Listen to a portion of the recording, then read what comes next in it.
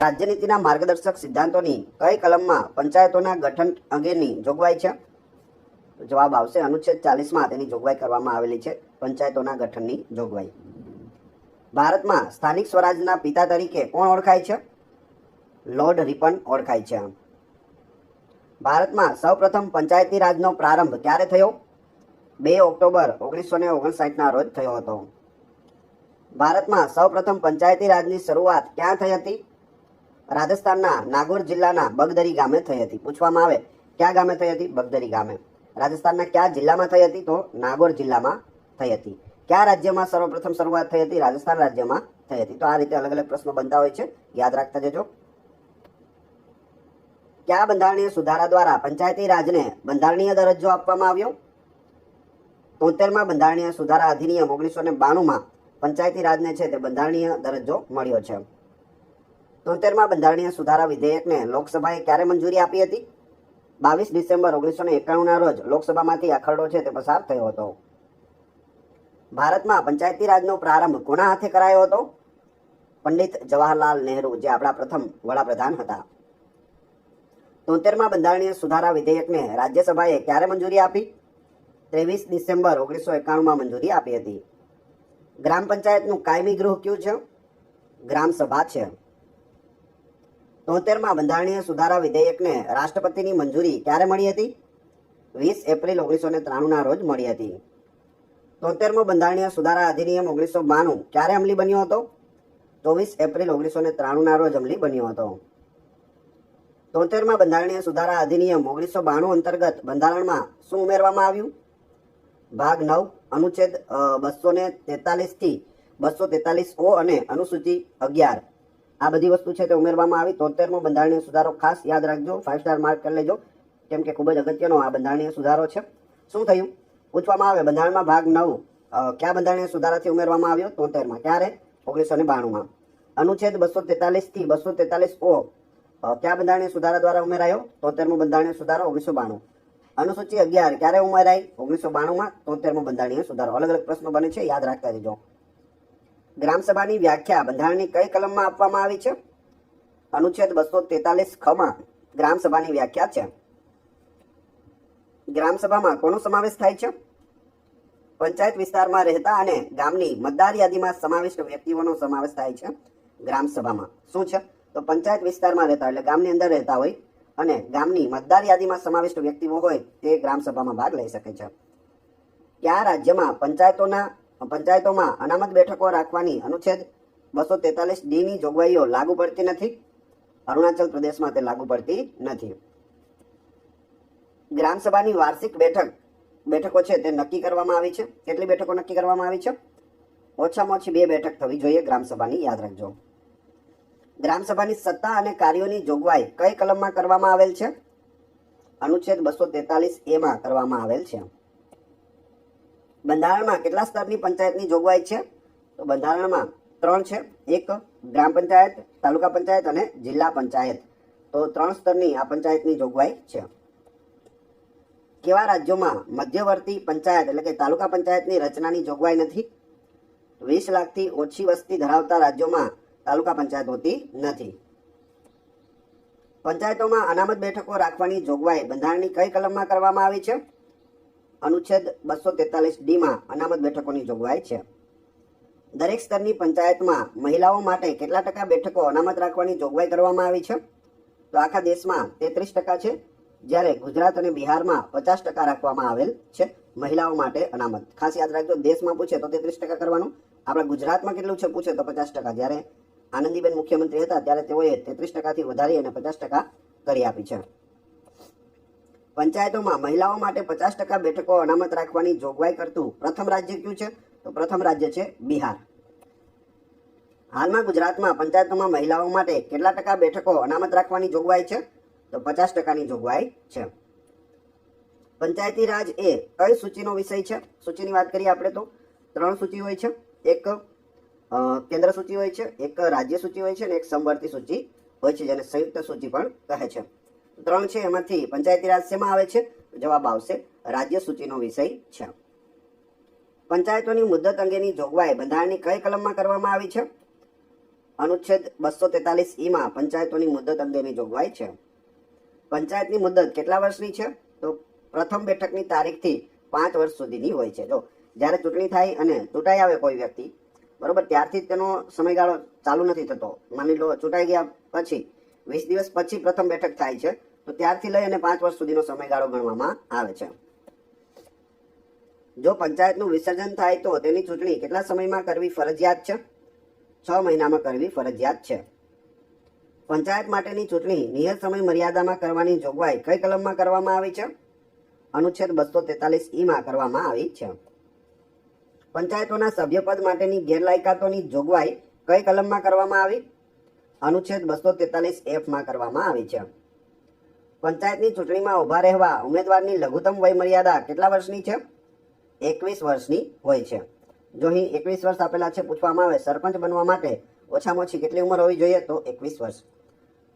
પંચાયતમાં ચૂંટણીમાં ઉભા રહેવા માટે કેટલી ઉંમર હોવી જોઈએ? તો 21 વર્ષ હોવી જોઈએ. એ પછી ગ્રામ પંચાયત હોય, તાલુકા પંચાયત હોય કે જિલ્લા પંચાયત હોય, પૂછવામાં આવે કોર્પોરેટર બનવા માટે જે જિલ્લામાં હોય છે, જિલ્લા પંચાયતના સભ્યને કોર્પોરેટર કહે છે, કેટલી ઉંમર જોઈએ? તો ઓછામાં ઓછી 21 વર્ષ જોઈએ. પંચાયતોની સત્તાઓ, અધિકાર અને જવાબદારીઓ અંગેની જોગવાઈ કઈ કલમમાં કરવામાં આવી છે? અનુચ્છેદ 243 માં કરવામાં આવી છે. પંચાયતોના વહીવટ માટે સોંપવામાં આવેલ 11મી અનુસૂચિમાં કેટલા વિષયો છે? 29 વિષયો છે. ખાસ યાદ રાખજો, 11મી અનુસૂચિ 73મો બંધારણીય સુધારો 1992માં ઉમેરવામાં આવી અને તેમાં કેટલા વિષયો છે? તો 29 વિષયો છે. પંચાયતોને કર નાખવાની સત્તાની જોગવાઈ બંધારણની કઈ કલમમાં કરવામાં આવેલ છે? અનુચ્છેદ 243 માં કરવામાં આવેલ છે. પંચાયતોની નાણાકીય સ્થિતિની પુનર્વિચારણા માટે રાજ્ય નાણાપંચ રચવાની જોગવાઈ કઈ કલમમાં કરવામાં આવી છે? અનુચ્છેદ 243I. રાજ્ય નાણાપંચની નિમણૂક કોણ કરે છે? રાજ્યપાલ કરે છે. ખાસ યાદ રાખજો, પૂછે રાજ્ય નાણાપંચની નિમણૂક કોના દ્વારા થાય છે? તો રાજ્યપાલ દ્વારા થાય છે. રાજ્ય નાણાપંચની ભલામણોને રાજ્ય વિધાનમંડળના પટલ પર કોણ મુકાવે છે? તો રાજ્યપાલ મુકાવે છે. પંચાયતોની ચૂંટણી કોણ કરાવે છે? રાજ્ય ચૂંટણી પંચ કરાવે છે. રાજ્ય ચૂંટણી પંચના કમિશનરની નિમણૂક કોણ કરે છે? રાજ્યપાલ કરે છે. ગ્રામ સભાની કાર્યકારી સંસ્થા કઈ છે? ગ્રામ પંચાયત છે. 12મી અનુસૂચિમાં નગર શાસન અંતર્ગત કેટલા વિષયો છે? 18 વિષયો છે. જો 11મી અનુસૂચિમાં આપણે જોયા કેટલા છે? 29 વિષયો છે. 12મીમાં પૂછે તો 18 વિષયો છે. બંધારણમાં કેટલી અનુસૂચિઓ આવેલી છે? તો ટોટલ 12 આવેલી છે. મૂળ બંધારણમાં 8 હતી, ત્યારબાદ 4 છે તે ઉમેરવામાં આવેલી છે. 73મો બંધારણીય સુધારા અધિનિયમ કયા રાજ્યોને લાગુ પડતો નથી? તો તે નાગાલેન્ડ, મેઘાલય અને મિઝોરમ તેમજ જિલ્લા કાઉન્સિલનું અસ્તિત્વ ધરાવતા મણિપુરના પર્વતીય વિસ્તારોમાં છે તે 73મો બંધારણીય સુધારો અધિનિયમ લાગુ પડતો નથી. મિત્રો, વિડીયોનું કન્ટેન્ટ સારું લાગી રહ્યું હોય, વિડીયો પસંદ આવી રહ્યો હોય તો લાઇક અવશ્ય કરી દેજો. ચેનલ ઉપર નવા હોય તો ચેનલને સબસ્ક્રાઇબ કરવાનું ના ભૂલશો, જેથી આગળ પણ આપને સારા સારા વિડીયો મળતા રહે. આ ચેનલ ઉપર ઘણા બધા વિડીયો અવેલેબલ છે. તમે ચેનલના નામ પર ક્લિક કરી વિડીયોમાં જશો તો ત્યાં તમને બધા જ વિડીયો મળી જશે, તે તમે જોઈ શકો છો. કઈ સમિતિએ પંચાયતી રાજની ભલામણ કરી હતી? તો એ સમિતિ છે અશોક મહેતા સમિતિ. 73મો બંધારણીય સુધારા અધિનિયમ દેશના કયા વિસ્તારોમાં લાગુ પડતો નથી? અનુચ્છેદ 244(1) અંતર્ગત 5મી અનુસૂચિના આદિજાતિ વિસ્તારોને લાગુ પડતો નથી. જો પ્રશ્ન એક જ છે, એના જવાબ 2 થાય છે. આપણે આગળ રાજ્યો જોઈ લીધા બધાય. અહીં શું કહે છે? અનુચ્છેદ 244(1) અંતર્ગત 5મી અનુસૂચિના આદિજાતિ વિસ્તારોમાં લાગુ પડતો નથી. કયા કયા રાજ્યો આવે આપણે આગળ જોઈ ગયા. જિલ્લા પંચાયતના અધ્યક્ષની ચૂંટણી કઈ રીતે થાય છે? જિલ્લા પંચાયતના ચૂંટાયેલા સદસ્યો દ્વારા થાય છે. જેમ કે જિલ્લા પંચાયતના અધ્યક્ષની ડાયરેક્ટ ચૂંટણી નથી થતી. પહેલા બધા કોર્પોરેટર ચૂનવામાં આવે છે, એટલે કે ચૂંટણી કરવામાં આવે છે. બધા સભ્યો ચૂંટાઈ જાય ત્યારે તેમાંથી કોઈ એક વ્યક્તિને અધ્યક્ષ બનાવવામાં આવે છે. પંચાયતોની ચૂંટણી સંબંધી બાબતોમાં અદાલતની દરમિયાનગીરીના બાદ અંગેની જોગવાઈ કઈ કલમમાં કરવામાં આવી છે? અનુચ્છેદ 243 માં કરવામાં આવેલ છે. 73મો બંધારણીય સુધારા અધિનિયમ 1992 બંધારણની કઈ કલમ હેઠળ લાવવામાં આવ્યો છે? અનુચ્છેદ 40 હેઠળ લાવવામાં આવ્યો છે. કઈ સમિતિની ભલામણોને લીધે દેશમાં પંચાયતી રાજની સ્થાપના થઈ? બળવંતરાય મહેતા સમિતિ. ભારતમાં પંચાયતી રાજની આધારશિલા કોને ગણવામાં આવે છે? ગ્રામ સભાને ગણવામાં આવે છે. પંચાયતોને બંધારણીય દરજ્જો આપવા અંગે કઈ સમિતિની રચના કરાઈ હતી? LM સંઘવી સમિતિ. ગ્રામ પંચાયત તેના બધા કાર્યો માટે કોને જવાબદાર છે? ગ્રામ સભાને જવાબદાર છે. ભારતમાં પંચાયતી રાજની સ્થાપનાનું શ્રેય કયા વડાપ્રધાનને જાય છે? પંડિત જવાહરલાલ નહેરુને જાય છે. પંચાયતી રાજને બંધારણીય દરજ્જો આપવા માટેનું વિધેયક સંસદમાં લાવનાર પ્રથમ વડાપ્રધાન કોણ હતા? રાજીવ ગાંધી હતા. કયા વડાપ્રધાનના કાર્યકાળમાં પંચાયતી રાજને બંધારણીય દરજ્જો આપવામાં આવ્યો? PV નરસિંહ રાવ. દેશના કયા વિસ્તારોમાં જિલ્લા પંચાયતના બદલે પરંપરાગત જિલ્લા પરિષદો કાર્યરત છે? તો જવાબ આવશે મણિપુરના પર્વતીય વિસ્તારો અને પશ્ચિમ બંગાળના દાર્જિલિંગ જિલ્લાના પર્વતીય વિસ્તારોમાં જિલ્લા પંચાયતને બદલે શું છે અસ્તિત્વમાં? તો જિલ્લા પરિષદો કાર્યરત છે. યાદ રાખજો, પૂછવામાં આવે જિલ્લા પરિષદો ક્યાં કાર્યરત છે, તો મણિપુરનો પર્વતીય વિસ્તાર અને પશ્ચિમ બંગાળમાં જે દાર્જિલિંગનો પર્વતીય વિસ્તાર આવેલો છે તે. 1957માં સ્થપાયેલ બળવંતરાય મહેતા સમિતિને બીજા કયા નામે પણ ઓળખવામાં આવે છે? તો તેનું બીજું નામ છે ગ્રામોદ્ધાર સમિતિ. પંચાયતોને સત્તા અને અધિકારો પ્રદાન કરવાની સત્તા કોની પાસે છે? રાજ્ય વિધાનમંડળ પાસે છે. તે પંચાયતોને સત્તા અને અધિકારો પ્રદાન કરી શકે છે. અશોક મહેતા સમિતિએ કેટલી ભલામણો કરી હતી? 152 ભલામણો કરી હતી. પંચાયતી રાજનો મુખ્ય ઉદ્દેશ્ય શું છે? લોકતાંત્રિક વિકેન્દ્રીકરણ છે. સામુદાયિક વિકાસ કાર્યક્રમનો પ્રારંભ ક્યારે થયો? 2 ઓક્ટોબર 1952ના રોજ થયો હતો. અશોક મહેતા સમિતિની રચના ક્યારે કરવામાં આવી હતી? 1957માં કરવામાં આવી હતી. પંચાયતને થતી આવક શામાં જમા કરાય છે? ગ્રામ ફંડમાં જમા થાય છે. ખાસ યાદ રાખજો. ગ્રામ પંચાયતની પ્રથમ બેઠકની તારીખ કોણ નક્કી કરે છે? તાલુકા વિકાસ અધિકારી TDO નક્કી કરે છે. સરપંચ પોતાનું રાજીનામું કોને મોકલી આપે છે? તાલુકા પંચાયતને મોકલી આપે છે. પંચાયતના સદસ્યો રાજીનામું પાછું ખેંચી શકે? તો જવાબ આવશે ના, પાછું ખેંચી શકતા નથી. અવિશ્વાસની દરખાસ્ત બોલાવવા સરપંચ નિષ્ફળ જાય તો પંચાયત મંત્રી તેની જાણ કોને કરે છે? તાલુકા વિકાસ અધિકારીને કરે છે. તાલુકા પંચાયતની પ્રથમ સભા બોલાવવાની તારીખ કોણ નક્કી કરે છે? જિલ્લા વિકાસ અધિકારી કરે છે. DDO district development officer. Taluka પંચાયતની પ્રથમ સભાના પ્રમુખ અધિકારી કોણ હોય છે? જિલ્લા વિકાસ અધિકારીએ નિયુક્ત કરેલ વ્યક્તિ હોય છે. તાલુકા પંચાયતના પ્રમુખ અવિશ્વાસની દરખાસ્ત માટે સભા બોલાવવામાં નિષ્ફળ જાય તો તાલુકા વિકાસ અધિકારી કોને જાણ કરશે? જિલ્લા વિકાસ અધિકારીને જાણ કરશે. જિલ્લા પંચાયતની કારોબારી સત્તા કોની પાસે હોય છે? જિલ્લા વિકાસ અધિકારી પાસે હોય છે. તાલુકા પંચાયતની પ્રથમ સભામાં કઈ કામગીરી કરવામાં આવે છે? પ્રમુખ અને ઉપપ્રમુખની વરણી કરવામાં આવે છે. તે પછી ગ્રામ પંચાયત હોય, તાલુકા પંચાયત હોય કે જિલ્લા પંચાયત હોય, ત્રણમાં આ કામ થાય છે. ગ્રામ પંચાયત હોય તો તેમાં સરપંચ અને ઉપસરપંચની નિમણૂક થાય છે. તાલુકા પંચાયત અને જિલ્લા પંચાયતમાં પ્રમુખ અને ઉપપ્રમુખની વરણી કરવામાં આવે છે. જિલ્લા પંચાયતના પ્રમુખ પોતાનું રાજીનામું કોને મોકલી આપે છે? વિકાસ કમિશનરને આપે છે. જિલ્લા પંચાયતના પ્રમુખને કોણ સસ્પેન્ડ કરી શકે છે? વિકાસ કમિશનર કરી શકે છે. ગ્રામ પંચાયતમાં તાકીદના પ્રસંગે ખર્ચ મંજૂર કરવાની સત્તા કોની છે? તાલુકા પંચાયતની છે.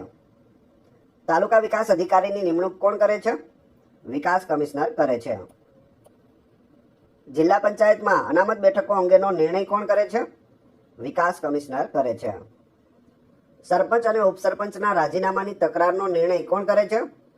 તાલુકા વિકાસ અધિકારી. તાલુકા પંચાયતના કર્મચારીઓની ફરજો કોણ નક્કી કરે છે? તાલુકા વિકાસ અધિકારી કરે છે. ફરજ બજાવવામાં જિલ્લા પંચાયત કસૂર કરે તો તેની સામે પગલાં ભરવાની સત્તા કોને છે? વિકાસ કમિશનરને છે. ઢોર પુરવાના ડબ્બાની વ્યવસ્થા કરવાની ફરજ કોની છે? ગ્રામ પંચાયતની છે. ગામમાં આવેલ ગોચર અને ખળાવાળનો વહીવટ કોણ સંભાળે છે? ગ્રામ પંચાયત સંભાળે છે. પંચાયતો માટે નિમાયેલ રાજ્ય કાઉન્સિલના અધ્યક્ષ કોણ હોય છે? પંચાયત વિભાગના પ્રધાન હોય છે. જિલ્લા પંચાયતમાં વહીવટદાર હોય ત્યારે અપીલ સમિતિનું કાર્ય કોણ કરે છે? જિલ્લા વિકાસ અધિકારી કરે છે. જિલ્લા પંચાયતને કરવામાં આવતી અપીલ કોને સંબોધીને કરવામાં આવે છે? જિલ્લા વિકાસ અધિકારીને કરવામાં આવે છે. ગુજરાત પંચાયત સેવા પસંદગી બોર્ડમાં કેટલા સભ્યો હોય છે? 5 સભ્યો હોય છે.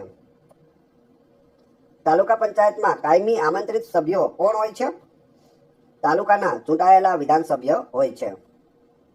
ગ્રામ પંચાયતની પ્રથમ સભા ક્યારે મળે છે? ચૂંટણીના પરિણામોની પ્રસિદ્ધિના 4 અઠવાડિયામાં મળે છે. પંચાયતની વહીવટી કામગીરી કોણ કરે છે? પંચાયત મંત્રી કરે છે. ગ્રામ પંચાયતના સરપંચ કે ઉપસરપંચને કોણ સસ્પેન્ડ કરી શકે? જિલ્લા વિકાસ અધિકારી કરી શકે છે. તાલુકા પંચાયતના પ્રમુખ પોતાનું રાજીનામું કોને આપે છે? જિલ્લા પંચાયતના પ્રમુખને આપે છે. જિલ્લા પંચાયતના પ્રમુખના રાજીનામા અંગેની તકરારનો નિર્ણય કોણ કરે છે? પંચાયત સચિવ કરે છે. જિલ્લા પંચાયતના પ્રમુખ અવિશ્વાસની દરખાસ્ત માટે સભા બોલાવવામાં નિષ્ફળ જાય તો જિલ્લા વિકાસ અધિકારી તેની જાણ કોને કરે છે? વિકાસ કમિશનરને કરે છે. ગ્રામ પંચાયતની બેઠક અંગેની જાણ પંચાયત મંત્રી સભ્યોને કેટલા દિવસો અગાઉ કરે છે? 5 દિવસ અગાઉ કરવી પડે છે. ગ્રામ પંચાયતની મિટિંગમાં ગણપૂર્તિ એટલે કે કોરમ માટે કેટલા સભ્યોની હાજરી અનિવાર્ય છે?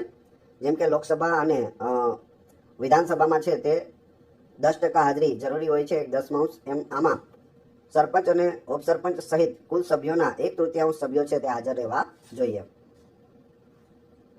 ગ્રામ પંચાયત સભામાં સભ્યને પ્રશ્ન પૂછવા માટે કેટલા દિવસ અગાઉ સરપંચ પ્રમુખને નોટિસ આપવામાં આવે છે? તો જવાબ આવશે 7 દિવસ અગાઉ નોટિસ આપવામાં આવે છે. ગ્રામ પંચાયતની કારોબારી સમિતિમાં કેટલા સદસ્યો હોય છે? 5 સદસ્યો હોય છે. ગ્રામ પંચાયતની સામાજિક ન્યાય સમિતિની મુદત કેટલા વર્ષની હોય છે? 5 વર્ષની હોય છે. ગ્રામ પંચાયતના દફતરો અને રજિસ્ટરો કોની કસ્ટડીમાં હોય છે? પંચાયત મંત્રીની કસ્ટડીમાં હોય છે. ગામમાં જાહેર રસ્તા અને ખુલ્લી જગ્યાઓ પર નડતરરૂપ દબાણ કોણ દૂર કરી શકે?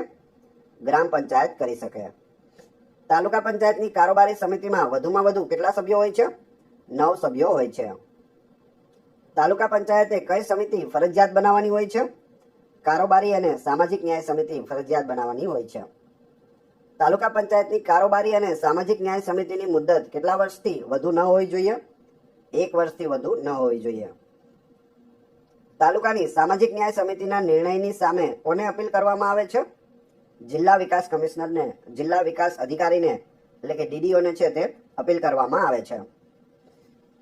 જિલ્લા પંચાયતની આરોગ્ય સમિતિમાં વધુમાં વધુ કેટલા સદસ્યો હોય છે? 5 સદસ્યો હોય છે. જિલ્લા પંચાયતની બાંધકામ સમિતિની મુદત કેટલા વર્ષની હોય છે? 2 વર્ષની હોય છે.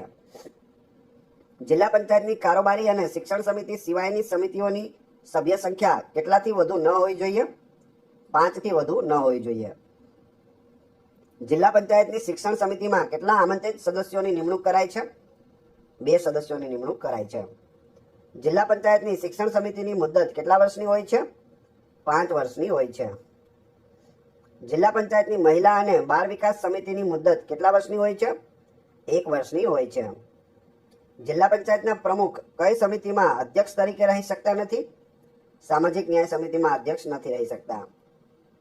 જિલ્લા પંચાયતની કઈ સમિતિના નિર્ણય સામે જિલ્લા પંચાયતની અપીલ સમિતિને અપીલ થઈ શકતી નથી? તો એ છે સામાજિક ન્યાય સમિતિ. જિલ્લા ફંડમાંથી નાણાં ઉપાડવા કે ખર્ચવાનો અધિકાર કોનો છે? જિલ્લા વિકાસ અધિકારીનો છે. ગ્રામ પંચાયતમાં સામાજિક ન્યાય સમિતિ ઉપરાંત બીજી કઈ સમિતિ બનાવવી ફરજિયાત છે? પાણી સમિતિ બનાવવી ફરજિયાત છે અને એક છે સામાજિક ન્યાય સમિતિ. ગુજરાતના કયા જિલ્લામાં હળપતિ અને ભૂમિહીન ખેતમજૂરોની આવાસ બાંધકામ સમિતિ રચવાની જોગવાઈ છે? તો એ છે વલસાડ, ભરૂચ અને ડાંગ. 3 જિલ્લાઓ એવા છે જેમાં ભૂમિહીન ખેતમજૂરોની આવાસ બાંધકામ સમિતિની પણ રચના કરવામાં આવે છે. ગ્રામ પંચાયતની પાણી સમિતિમાં કેટલા સભ્યો હોય છે? 10 થી 12 સભ્યો હોય છે. જિલ્લા આયોજન સમિતિના અધ્યક્ષ કોણ હોય છે? જિલ્લાના પ્રભારી મંત્રી હોય છે. જિલ્લા પંચાયતની ઉત્પાદન, સહકાર અને સિંચાઈ સમિતિમાં કુલ કેટલા સદસ્યો હોય છે? 5 સદસ્યો હોય છે. જિલ્લા આયોજન સમિતિમાં સમિતિના સચિવ કોણ હોય છે? જિલ્લા કલેક્ટર હોય છે. જિલ્લા પંચાયતની કઈ સમિતિમાં જિલ્લા પંચાયતના પ્રમુખ હોદ્દાની રૂએ અધ્યક્ષ બને છે? અપીલ સમિતિ અને 20 મુદ્દા અમલીકરણ સમિતિ. જિલ્લા પંચાયતની કઈ સમિતિમાં 2 કો-ઓપ્ટ સભ્યો મૂકવા ફરજિયાત છે? શિક્ષણ સમિતિમાં ફરજિયાત છે. તાલુકા પંચાયતની સામાજિક ન્યાય સમિતિની બેઠક વર્ષમાં ઓછામાં ઓછી કેટલી વાર બોલાવવી જોઈએ? 4 વાર બોલાવવી જોઈએ. ગ્રામ પંચાયતનો કોઈ સદસ્ય બિનહરીફ ચૂંટાય તો તે ક્યારથી પંચાયતના સદસ્ય ગણાય? તો જવાબ આવશે ગ્રામ પંચાયતની પ્રથમ બેઠક મળે ત્યારથી. માની લો ચૂંટણી છે તે 20 તારીખે છે, પરંતુ કોઈ બિનહરીફ ચૂંટાયા એટલે કે તે તો સભ્ય બની ગયા છે, તો શું તે ડાયરેક્ટ સભ્ય ગણાશે? તો આવશે જવાબ ના. ચૂંટણી થઈ જાય પછી રિઝલ્ટ આવે, રિઝલ્ટ આવ્યા પછી ગ્રામ પંચાયતની પ્રથમ બેઠક મળે ત્યારથી તેનો સમયગાળો છે તે ગણવામાં આવશે. ત્યારથી લઈને કેટલા વર્ષ સુધી? 5 વર્ષ સુધી. 3000ની વસ્તી ધરાવતા ગામ માટે ગ્રામ પંચાયતમાં કેટલા સદસ્યો હોય છે? 7 સદસ્યો અને 1 સરપંચ હોય છે.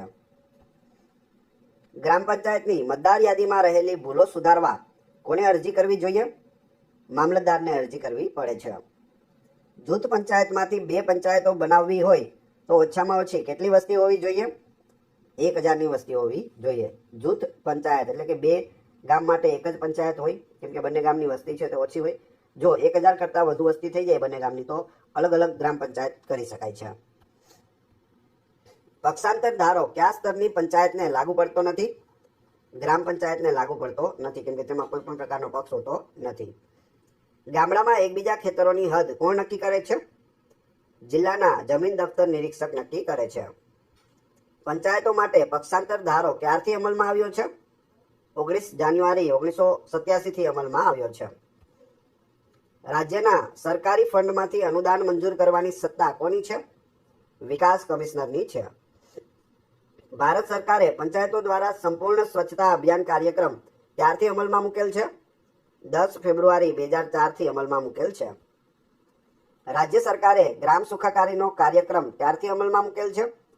24 જાન્યુઆરી 1999 થી અમલમાં મૂકેલ છે. ગુજરાત સરકારે કયા વર્ષને નિર્મળ ગુજરાત વર્ષ તરીકે જાહેર કર્યું હતું? વર્ષ 2007ને. રાજ્ય સરકારે પંચવટી યોજના ક્યારથી અમલમાં મૂકી છે? 11 સપ્ટેમ્બર 2004 થી પંચવટી યોજના અમલમાં છે. ભારત સરકારની ગ્રામ વિકાસ એજન્સી મારફતે ગ્રામ પંચાયતોમાં કયા પ્રકારના 5 ગ્રામ મિત્રો નીમવાની જોગવાઈ કરવામાં આવી છે? તો એ 5 હોય છે ગ્રામ મિત્ર, જેમાં વિકાસ ગ્રામ મિત્ર, આરોગ્ય ગ્રામ મિત્ર, કૃષિ ગ્રામ મિત્ર, શિક્ષણ ગ્રામ મિત્ર અને જન કલ્યાણ ગ્રામ મિત્ર હોય છે. 5 પ્રકારના ગ્રામ મિત્રની નિમણૂક કરવામાં આવે છે.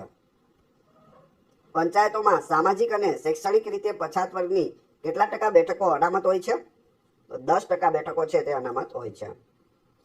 કઈ સ્થાનિક સ્વરાજ્યની સંસ્થામાં પક્ષીય ધોરણે ચૂંટણી થતી નથી? ગ્રામ પંચાયતમાં થતી નથી. ત્યાં ભાજપ, કોંગ્રેસ, આમ આદમી કે કોઈ પણ પાર્ટી હોતી નથી. બંધારણની 11મી સૂચિમાં શાની જોગવાઈ છે? પંચાયતોના વહીવટ હેઠળ સોંપાયેલા વિષયોની યાદી. ગ્રામમાં રાષ્ટ્રીય સેવા યોજના હેઠળ શિબિર ગોઠવવા કોને અરજી કરવાની હોય છે? તાલુકા વિકાસ અધિકારીને કરવાની હોય છે. વિધવા પેન્શન માટે કોને અરજી કરવાની હોય છે? જિલ્લા સમાજ કલ્યાણ અધિકારીને કરવાની હોય છે. પંચાયતી રાજનું અસ્તિત્વ કઈ કમિટીના અહેવાલ બાદ આવ્યું? બળવંતરાય મહેતા કમિટી. પંચાયતી શાસન પદ્ધતિને કેટલા સ્તરે વહેંચવામાં આવી છે? 3 સ્તરે વહેંચવામાં આવી છે: ગ્રામ પંચાયત, તાલુકા પંચાયત અને જિલ્લા પંચાયત. ગ્રામ પંચાયતમાં કેટલા સભ્યો હોય છે? 7 થી 15 સભ્યો હોય છે. ગ્રામ પંચાયતના ઉપસરપંચની પસંદગી કોણ કરે છે? પંચાયતના ચૂંટાયેલા સભ્યો ચૂંટણી દ્વારા કરે છે.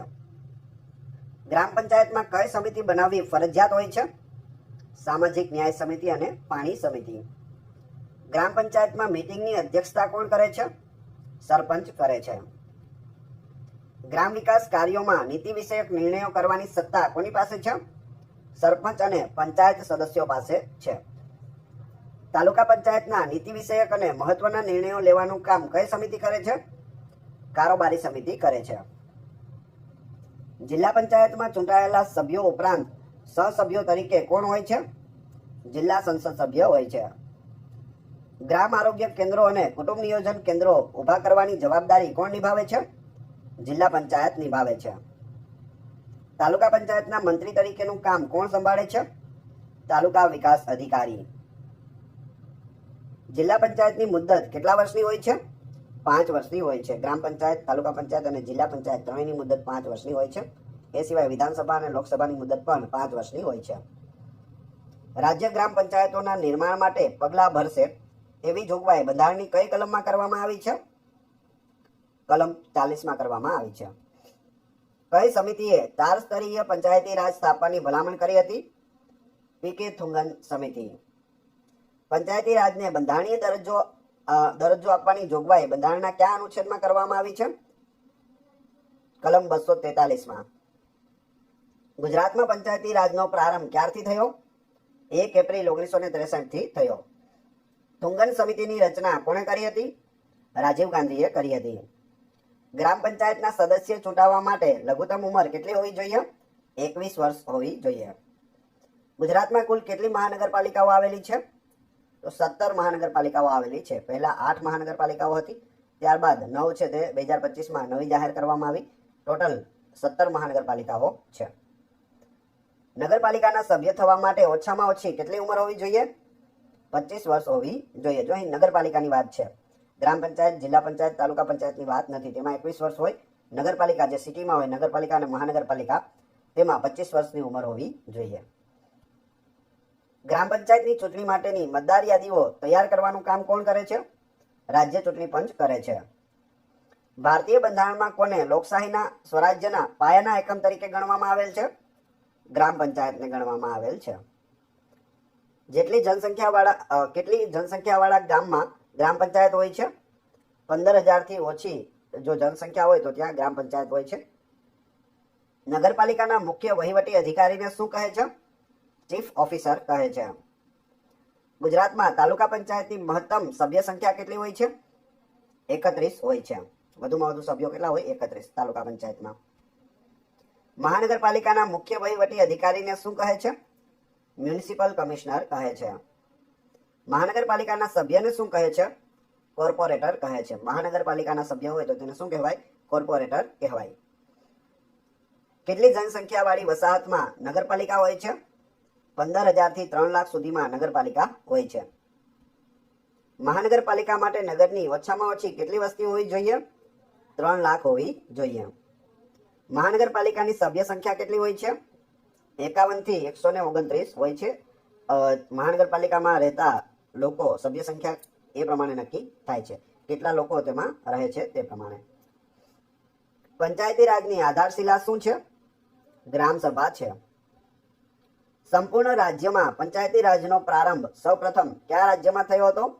આંધ્રપ્રદેશમાં થયો હતો. જો શરૂઆત રાજસ્થાનના નાગોર જિલ્લાથી થઈ હતી, પરંતુ સંપૂર્ણ રાજ્યમાં લાગુ કરનાર પૂછે તો આંધ્રપ્રદેશ ખાસ યાદ રાખવું. કઈ સમિતિએ દ્વિસ્તરીય પંચાયતી રાજની ભલામણ કરી હતી? તો એ છે અશોક મહેતા સમિતિ. પંચાયતી રાજ અંતર્ગત વિષયોની યાદી બંધારણની કઈ સૂચિમાં છે? 11મી સૂચિમાં છે. પંચાયતી રાજ માટે અલગ મંત્રાલયની સ્થાપના કયા વડાપ્રધાનના કાર્યકાળમાં કરાઈ? ડોક્ટર મનમોહન સિંહ. પંચાયતી રાજનો હવાલો સંભાળનાર પ્રથમ કેન્દ્રીય મંત્રી કોણ છે? મણિશંકર અય્યર. ન્યાય પંચાયતો સ્થાપવાની ભલામણ કઈ સમિતિએ કરી હતી? અશોક મહેતા સમિતિએ કરી હતી. કયા રાજ્યમાં ગ્રામ પંચાયતને ગ્રામ સભા પ્રતિ જવાબદાર બનાવવામાં આવી છે? પશ્ચિમ બંગાળમાં. કયા રાજ્યના 2 ગામોમાં કબીલા પંચાયત કાર્યરત છે? સિક્કિમના 2 ગામોની અંદર કબીલા પંચાયત પણ આવેલી છે, ખાસ યાદ રાખજો. કયા રાજ્યમાં રાજ્ય પંચાયત પરિષદ કાર્યરત છે?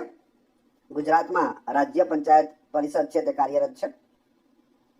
પંચાયતના ચૂંટાયેલા પ્રતિનિધિઓને પરત બોલાવવાની જોગવાઈ કયા રાજ્યમાં કરવામાં આવી છે? મધ્યપ્રદેશમાં. કઈ પંચવર્ષીય યોજના દરમિયાન પંચાયતી રાજની શરૂઆત થઈ હતી? બીજી પંચવર્ષીય યોજના. પંચાયતી રાજ વ્યવસ્થા કઈ સૂચિ અંતર્ગત આવે છે? રાજ્ય સૂચિ અંતર્ગત આવે છે. કયા બંધારણીય સુધારા અધિનિયમ હેઠળ નગરપાલિકાઓને બંધારણીય દરજ્જો આપવામાં આવ્યો છે? 74મો બંધારણીય સુધારો અધિનિયમ 1992. 74મો બંધારણીય સુધારા અધિનિયમ 1992 ક્યારથી અમલી બન્યો છે? 1 જૂન 1993 થી તે અમલમાં આવ્યો છે. 74મા બંધારણીય સુધારા અધિનિયમ 1992 હેઠળ બંધારણમાં શું ઉમેરવામાં આવ્યું છે? યાદ રાખજો, ભાગ 9 ક ઉમેરવામાં આવ્યો. અનુચ્છેદ 243 પી થી લઈ અને 243 જેડ જી અને અનુસૂચિ 12 છે તે ઉમેરવામાં આવ્યા. આ બધી વસ્તુ ક્યારે ઉમેરાઈ? 1992માં. કયો સુધારો? 74મો સુધારો. આગળ આપણે 73મો સુધારો પણ જોયો હતો, જેમાં 11મી અનુસૂચિ ભાગ 9 અને અનુચ્છેદ 243 થી લઈ અને 243 આગળ સુધી આપણે જોયા હતા. આમાં આ બધું યાદ રાખજો. અનુસૂચિ 12માં સી જોગવાઈ છે? નગરપાલિકાઓને વહીવટ માટે સોંપવામાં આવેલ વિષયોની યાદી આપેલી છે. અનુસૂચિ 12 પ્રમાણે નગરપાલિકાઓને કેટલા વિષયો સંબંધી વહીવટની સત્તાઓ સોંપવામાં આવી છે? 18 વિષયો. કેટલી વસ્તી ધરાવતો વિસ્તાર મેટ્રોપોલિટન વિસ્તાર ગણાય છે? 10 લાખ કે તેથી વધુ. નગર પ્રશાસનના કેટલા પ્રકાર છે અને ક્યાં ક્યાં?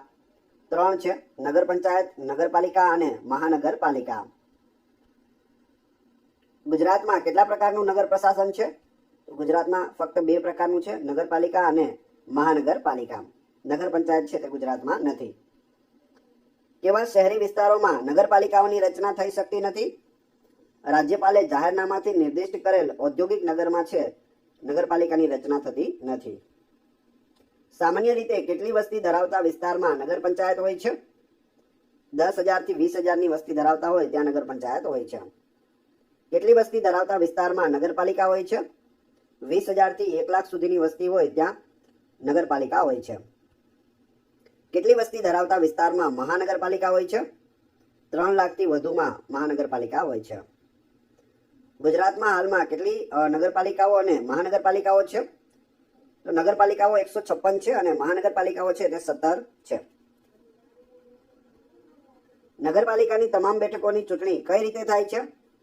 તમામ બેઠકો વોર્ડના મતદાર મંડળો દ્વારા સીધી ચૂંટણીથી થાય છે. વોર્ડ સમિતિની જોગવાઈ બંધારણના કયા અનુચ્છેદમાં કરવામાં આવી છે? અનુચ્છેદ 243S માં કરવામાં આવી છે. નગરપાલિકામાં આમંત્રિત સભ્યો કોણ હોય છે?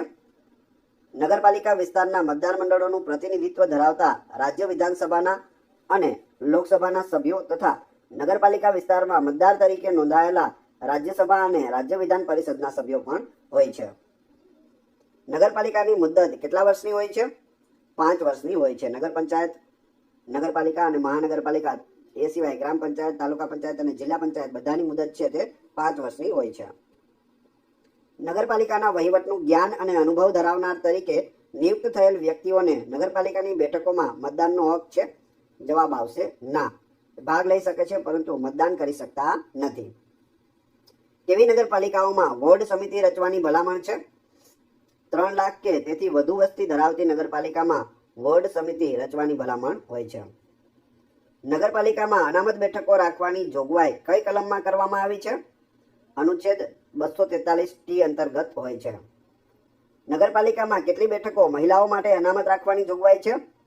33%, જ્યારે ગુજરાતમાં તે 50% છે. ગ્રામ પંચાયત, જિલ્લા પંચાયત, તાલુકા પંચાયત, નગરપાલિકા, મહાનગરપાલિકા બધામાં ગુજરાતમાં કેટલી છે? 50% છે અને ભારતમાં 33% છે. નગરપાલિકાનું વિસર્જન થતા કેટલા સમયમાં ચૂંટણી કરવી પડે છે? 6 મહિનામાં કરવી પડે. નગરપાલિકાઓની સત્તાઓ અને અધિકારની જોગવાઈ કઈ કલમમાં કરવામાં આવી છે? અનુચ્છેદ 243W માં કરવામાં આવી છે. નગરપાલિકાઓ માટે નાણાં આયોગની જોગવાઈ કઈ કલમમાં કરવામાં આવી છે? અનુચ્છેદ 243Y માં કરવામાં આવી છે. અનુચ્છેદ 243Y હેઠળ રચાયેલા નાણાં આયોગ નગરપાલિકાની નાણાકીય બાબતો અંગે ભલામણો કરે છે. નગરપાલિકાઓની ચૂંટણી સંબંધી કાર્યવાહી કોણ કરે છે?